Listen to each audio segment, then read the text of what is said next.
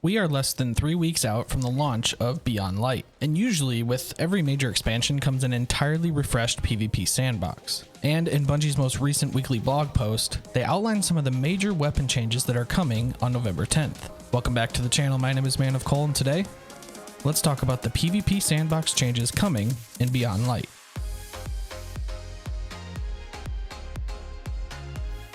So, as I mentioned, with most big expansions in Destiny 2 comes a tweaked PvP Sandbox. And in this last TWAB post, Bungie outlined the weapons and weapon families that we're going to see some changes. And what I wanted to do today is go over some of the major changes coming, but also give you guys some specific weapons that you might want to start holding on to because of their potential once Beyond Light arrives. I won't be covering everything in the TWAB, so I'll put a link to the full blog post in the description box down below if you were wanting to read up more on it. Okay, so arguably the most sought after change that they announced was some changes to hand cannons.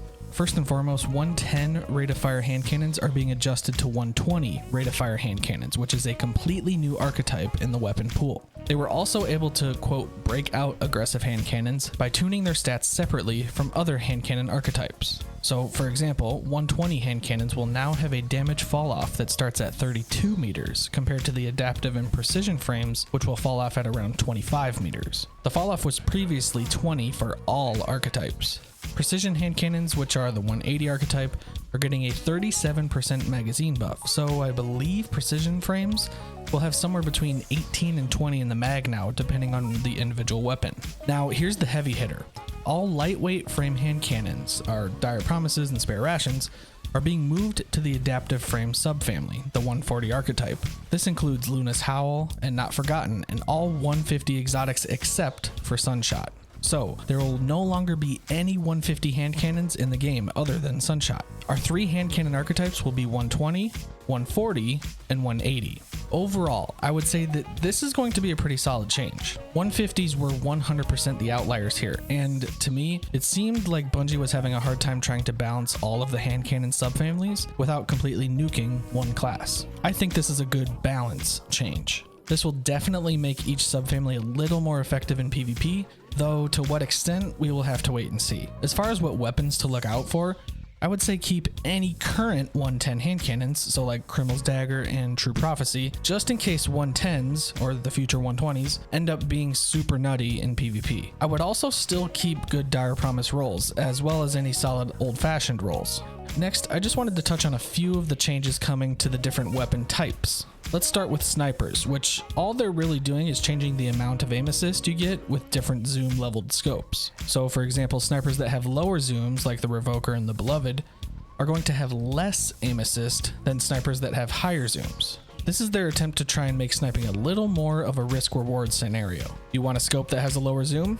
That's great, but you're going to have to really be able to hit your shots without much aim assist. We'll see how much this change really does affect the gameplay experience of sniping, but I don't really think many people will see much of a major difference in their sniper gameplay. Auto rifles are getting yet another adjustment made to them. In Season of the Worthy, the adaptive frame archetype, or the 600 RPMs, were given a pretty significant buff. They changed the damage per bullet from 13.75 to 15.75, which ultimately, as we all know, flung them straight into the PvP meta, making them extremely viable in the Crucible. Well, they're getting that damage per bullet dropped from that 15.75 to 14.25.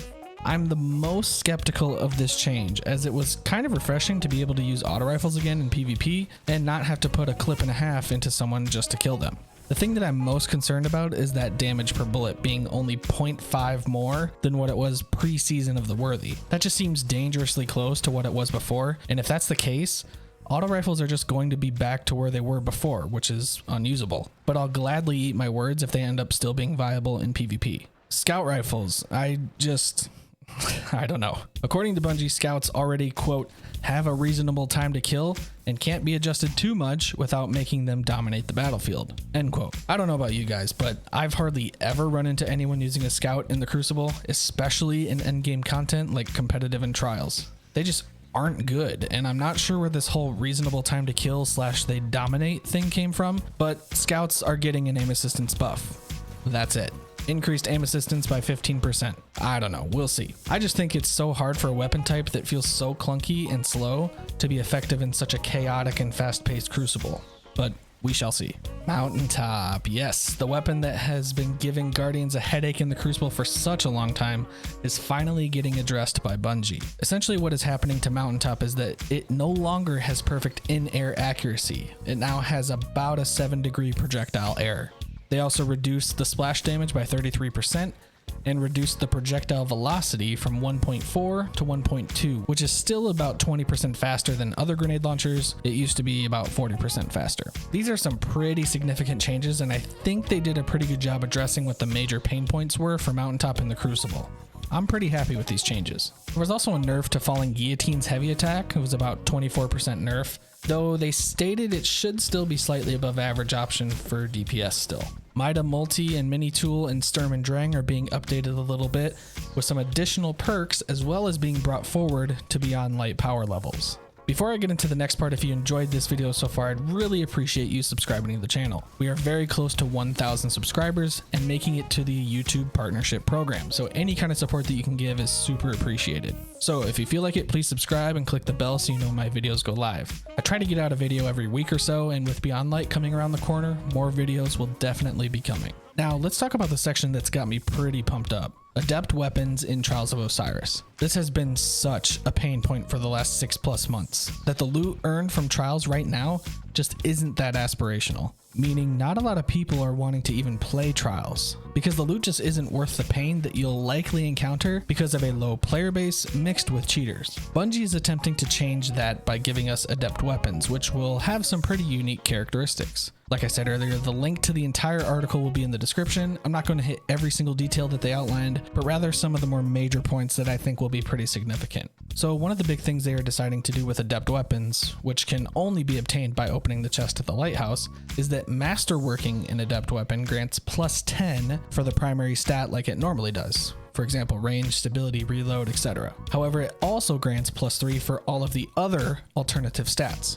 In other words, they're kind of getting the same treatment that armor does whenever you masterwork a piece of armor. It gives +2 to all the stats in your armor piece. So for Adept weapons, you will get that +10 to whatever the primary masterwork is. In addition, you will also get an extra +3 to every other stat. This is really nice. In addition to this, they are also introducing new mods called Adept Mods, which are only earned by, you guessed it, opening the flawless chest at the lighthouse. These mods are going to come in 2 different varieties. The first type grants stat boosts to weapons that grant +10 to a particular stat, much like Masterworks do. For example, Adept Range mod will give you +10 range. And the second type will grant an improved bonus, but with a downside.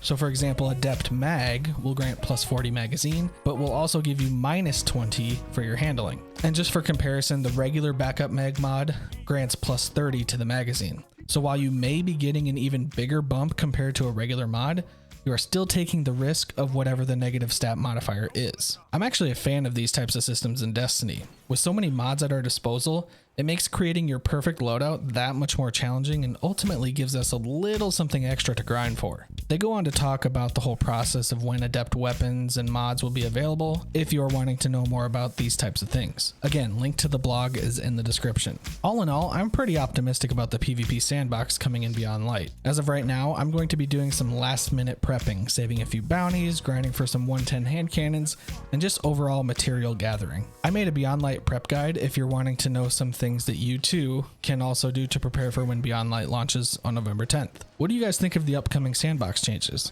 Was it enough of a change? Did they need to do more? Sound off down below in the comments. I'm curious to see what you guys have to say.